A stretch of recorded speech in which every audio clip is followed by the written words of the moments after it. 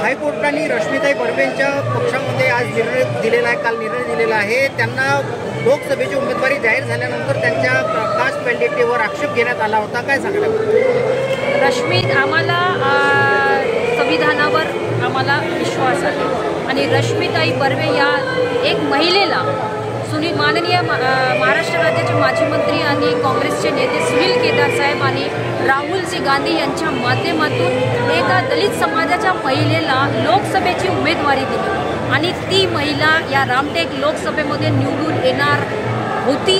हा त्यांना भीती एक भाजपच्या आणि भाजपच्या लोकांना होती, म्हणून त्यांचा उमेदवारीचा अर्ज रद्द करण्यात आला आणि आज हायकोर्टाने त्यांना दिलासा दिला की त्यांची जात प्रमाणपत्र हे वैध आहे।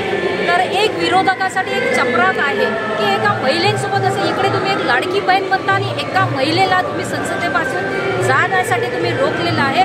तर या जिल्ह्याच्या या महाराष्ट्राच्या महिला यांना कधी या भाजपच्या लोकांना कधी माफ करणार नाही, एवढं मला या ठिकाणी आवडतं सांगायचं। संपूर्ण 6च्या 6 विधानसभा ज्या रामटेक लोकसभेमध्ये येतात